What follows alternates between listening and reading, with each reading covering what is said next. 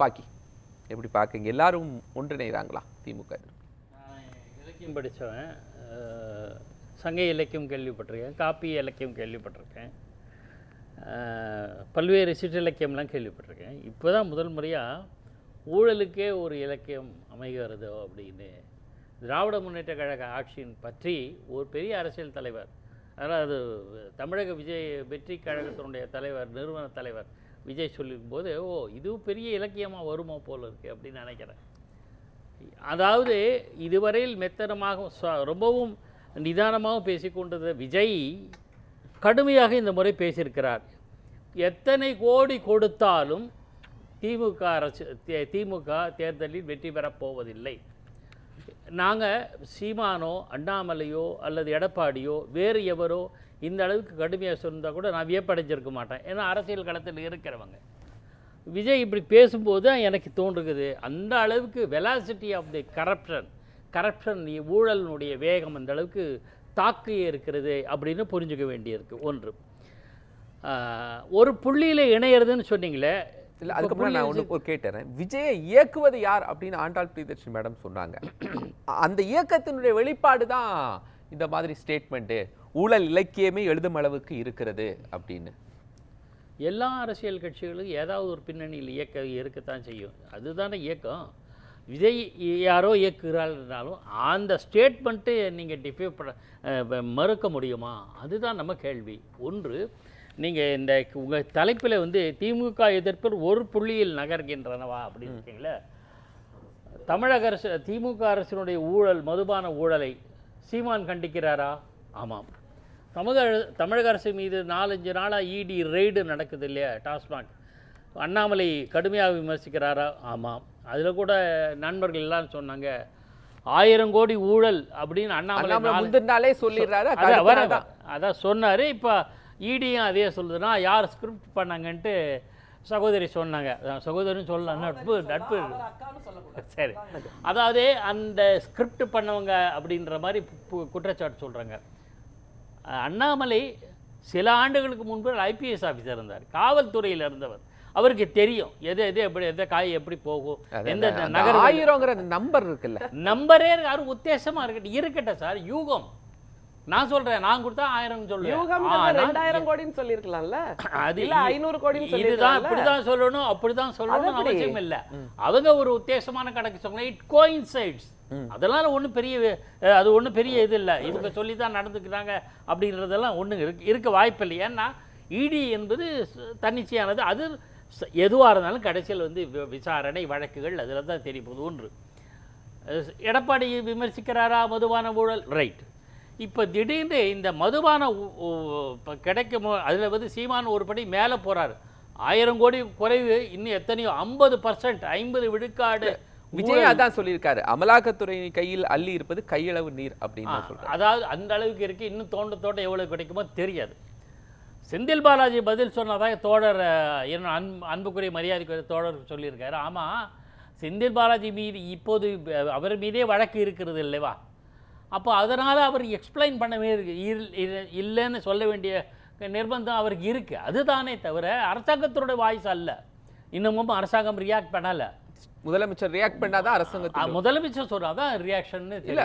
துறையினுடைய அமைச்சர் சொல்றதை அரசுடைய வாய்ஸா எடுத்துக்க முடியாதா சார்? அவர் அந்த துறையினுடைய அமைச்சர், அவர் மேலே ஏற்கனவே சிம்பிள். நான் இன்னும் சொல்ல போனால் வேற இன்டர்பிரிட்டேஷன் கூட வரும். அவர் மீதான வழக்கு வேற. அதிமுக ஆட்சி காலத்தில் அவர் செஞ்ச புகார் அப்படிங்கிறதுனுடைய அடிப்படையில் அந்த வழக்கு இருக்குது. ஆனால் இப்போ இந்த வழக்கும் சேரும்போது நம்ம இப்போ மற்றவர்கள் மாதிரி நம்ம பேச முடியாது. ஆனால் மதுபான ஊழலும் இப்போ ஒரு சர்ச்சைக்குரிய விஷயமாக இருக்கிறது. அரசாங்கத்துக்கு ஊழல்னு எப்படி சார் ரைடு நடந்திருக்கு, இது ஊழல்ங்கிறது கன்ஃபர்மேஷன் ஆகல. அதுக்கு இடையில இந்த 1000 அப்படிங்கிற அந்த நம்பர் இருக்குல்ல, அதான ஒரு கேள்விக்குரிய ஸ்டேட்மெண்ட் வச்சு தானே சொல்றாங்க சார். ஊடகத்தில் வர்ற விஷயங்கள் தான் எல்லாமே இந்த ஸ்டேட்மெண்ட் யார் சார் சொல்றது? இந்த யார் சொல்றது இந்த ஸ்டேட்மெண்ட் 1000 கோடி அப்படின்னு? இல்லை, ஊடகங்களில் வந்து தானே நம்ம பேசுகிறோம். ஊடகங்களுக்கு யார் சோர்ஸுன்னு நம்ம எப்படி கேட்க முடியும்? பத்திரிகைகளும் ஊடகங்களும் 1000 கோடி ஊழல் என்று பதிவு செய்கிற போது இதுதான் நம்மளால் உறுதியாக சொல்ல முடியாதுல்ல. 80 கோடி ஊழல், சொத்து குவிப்பு ஊழல்னு ஜெயலலிதா மேலே சொன்னோம். 50 கோடி 60 கோடி ஊழல்னு போஃபர் ஸ்கேண்டல்னு சொன்னோம். எல்லாத்துக்கும் எங்கே புள்ளி விவரம் கரெக்டாக இருக்குது. ஆனால் ஒரு உத்தேச கணக்கு தான். இவ்வளவு இருக்கலாம். 1,60,60,000 கோடி இழப்புன்னு சொன்னாங்க இல்லையா, அது ஊழல் அல்ல. நான் அதில் தெளிவாக சொல்கிறேன். 2G ஸ்கேமில் 1,60,60,000 கோடி வந்திருக்க வேண்டியது யூகப்பணம்.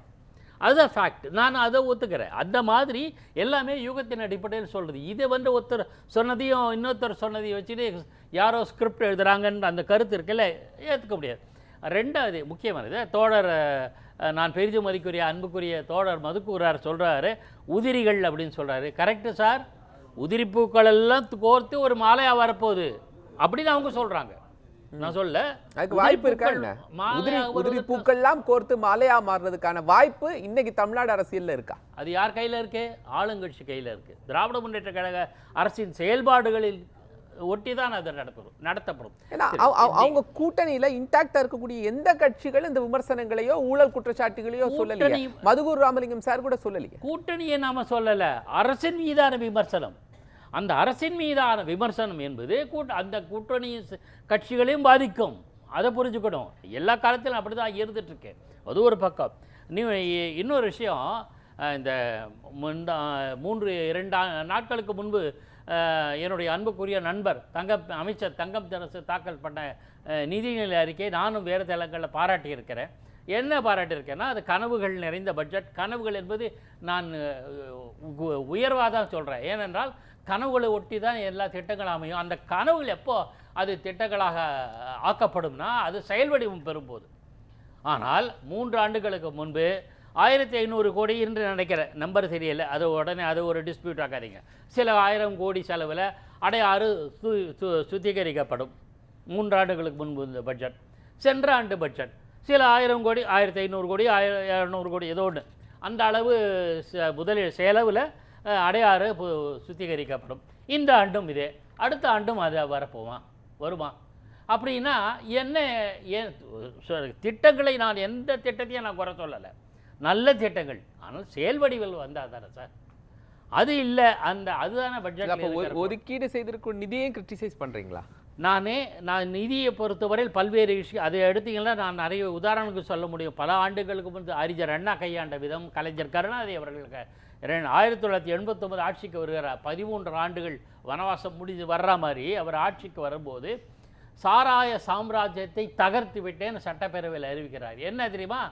அதற்கு முந்தைய ஆட்சியில் மதுபானம் மூலமாக அரசுக்கு கிடைக்க வேண்டிய சரியாக முறையாக கிடைக்க வேண்டிய வருவாய் தடைப்பட்டதுக்கு ஏகப்பட்ட பணம் சைஃபன் ஆகிருக்கு, வெளியில் போயிருக்கு.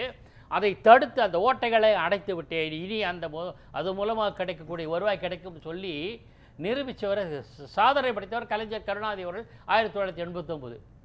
அந்த மாதிரி ஒரு வருவாய், அரசாங்கத்துக்கு கிடைக்க வேண்டிய வருவாயை தடுத்து வேற எங்கே போச்சுன்னா அதை தடுத்து நிறுத்தினாலே போரும். அதை செய்தாலே இந்த அரசாங்கத்தை நான் பாராட்டத்தை கடமைப்பட்டிருக்கேன். பாராட்டவில்லை இல்லை என்றால் நான் குறை கூறுவது என் மீது குறை சொல்லலாம், அந்த அளவுக்கு இருக்கேன். அதெல்லாம் செய்யாமல் நம்ம திட்டங்களை வாரி இறைப்பது, எந்த திட்டத்தையும் நான் குறை சொல்லலை, இப்போவும் சொல்கிறேன். ஆனால் திட்டங்களாக இருந்து என்ன பையன்? சரி, அதுதான் நம்ம கேள்வி.